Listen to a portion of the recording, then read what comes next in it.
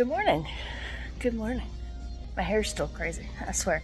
Welcome back to my channel. I'm headed to the office today for a little bit. Holy cow. Okay, so right here, right in the middle of that chair, and that there used to be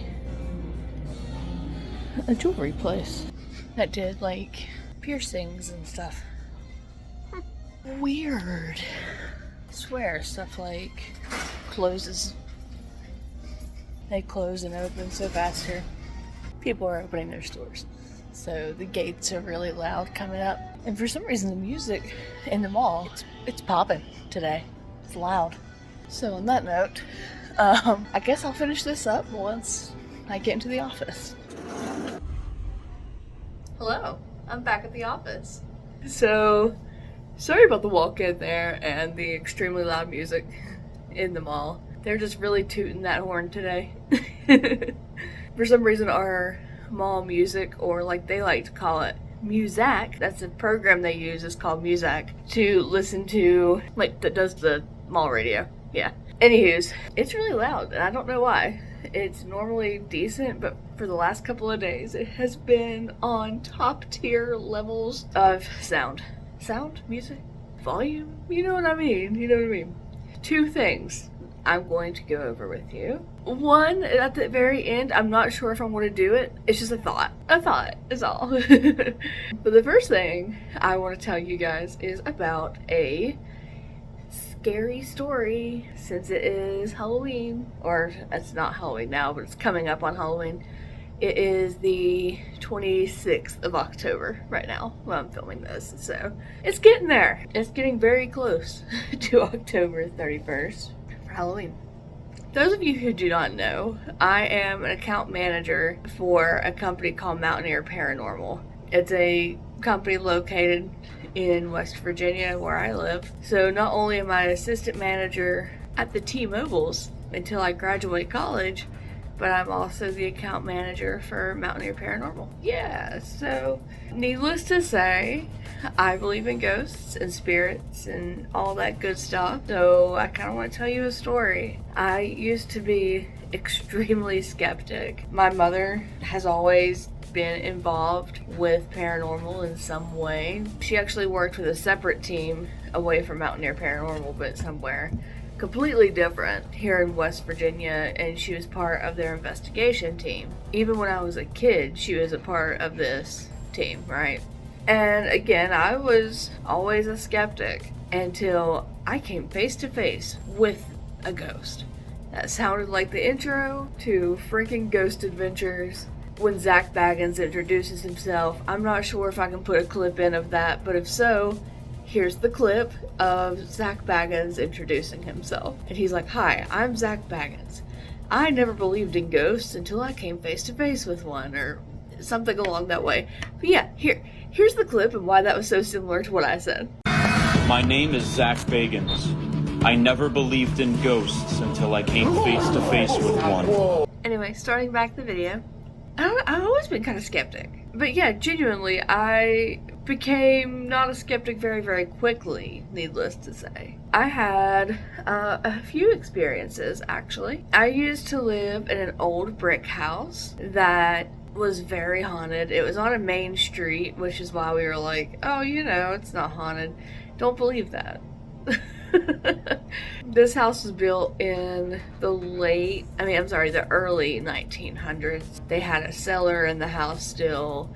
And it was like one of the underground cellars too, so it was always kind of weird. We never used it personally because it was very dirty and we didn't have time to actually go down and clean it, take care of it, so we just never actually used it. But in general, that house was weird, very weird.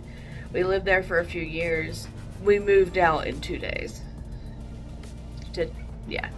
And that was my room, my little brother's room, my mom's room, Michelle's room, she's been part of our family for years. We're not related or anything of that nature, but in general, she's been in our family for years. Then, of course, everything downstairs, the kitchen, bathroom, you name it, the entire house was packed up and moved in 2 days. And we did not have help. It was just us doing it. And my little brother at that time was just now starting to walk. So, I mean, he wasn't helping. He was not helping at all. So, if those of y'all who have moved before, moving typically takes time. Like, most people I know move out in like a week, 10 days, a week to 10 days typically. No, we packed it up in 2 days. That's wild to me. Anywho, the only reason we knew stuff was getting weird was when my baby brother was actually born. He's now, oh gosh, I think he's either 16 or 17 now. I've lost track. I'm sorry. Yeah, he is 16 because we're 11 years apart.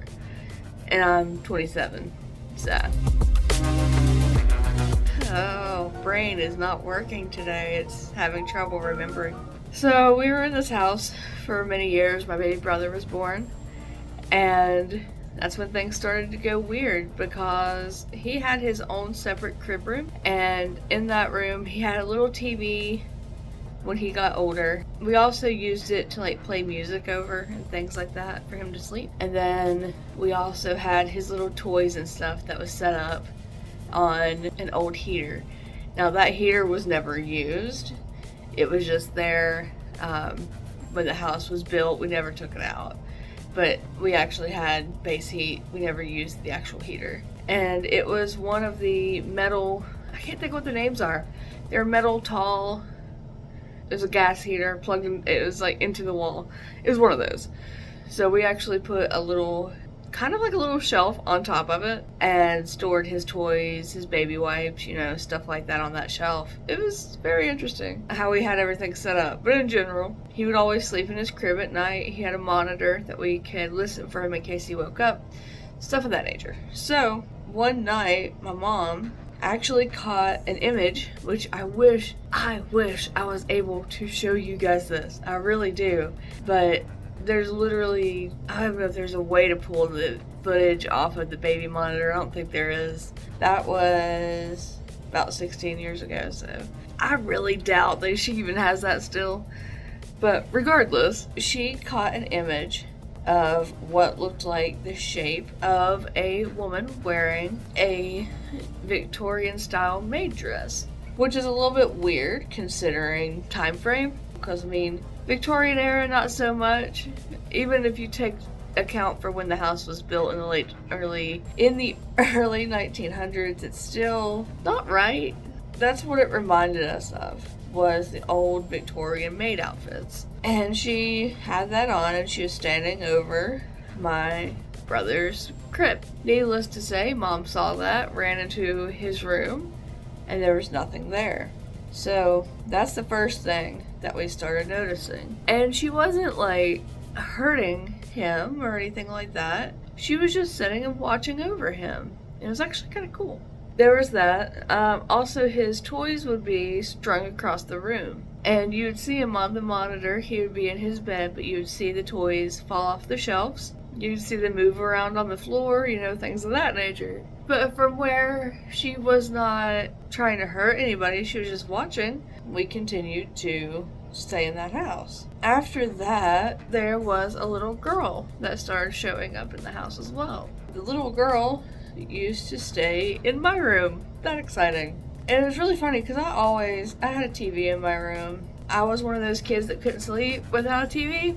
If you guys are wondering why I keep looking down, I'm cleaning my nails as I'm talking to you. So she stayed in my room a lot. She used to be obsessed with the TV. Now I would be in bed and she would literally pull my comforter off the bed into the floor where she was sitting. And I never, like I didn't never, but when I was younger, I never really got to see her too well.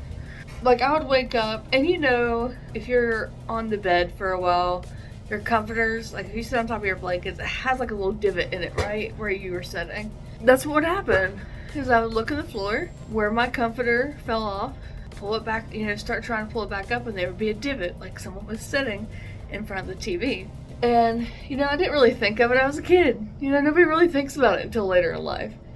And I just would pull my comforter back up and go to bed. I thought that maybe it was kind of like a slick comforter, like it has slick fabric on it.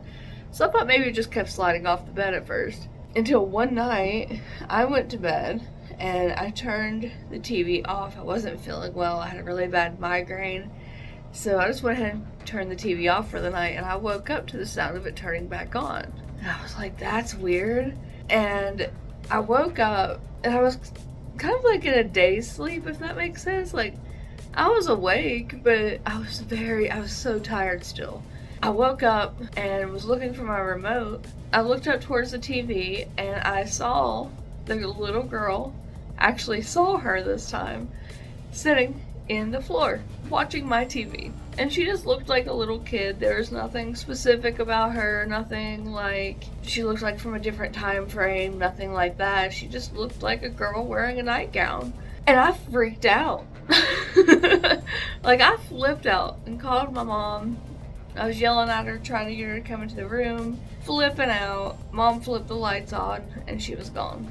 And I told Mom about it, and she's like, oh, you don't need to worry. She's safe, you know, there's nothing wrong with her. She's not dangerous. She just likes watching TV at night. She loves her TV for some reason. I was like, okay. So after that, I started leaving the TV on for her at nighttime. Yeah. I just took it in stride. I really did come face to face with her, though. Now, when I got older, well, actually, I'm sorry. My voice just cracked. I'm sorry. So things literally got really bad in that house, though, very quickly. I'm not sure what actually, I guess, turned the tide of things. There was literally snakes coming through the drains of our house. And it didn't matter where. It was in the bathroom, the kitchen, literally everything had snakes coming out of it. Anytime we took a shower, snakes. We washed our hands, snakes. We got water for cooking, snakes.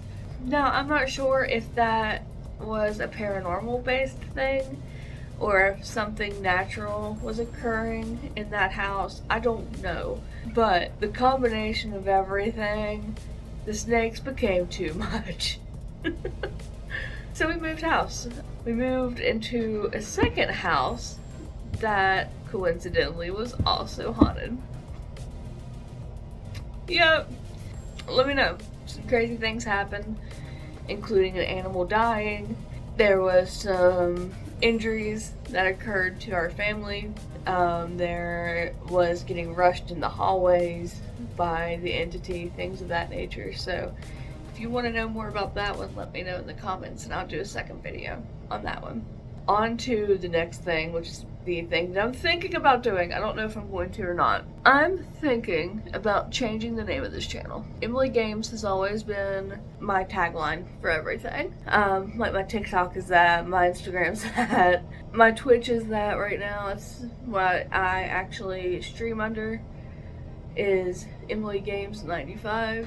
So there's that. And then of course, you know, we have the YouTube channel. But I think the YouTube channel kind of puts out the wrong idea for what I'm doing.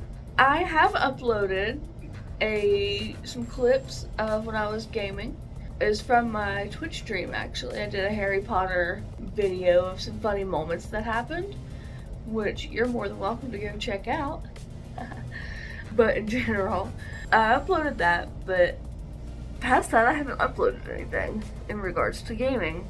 It's mainly been about traveling, it's vlogs, you know, stuff like that. I feel like it kind of puts out the wrong message.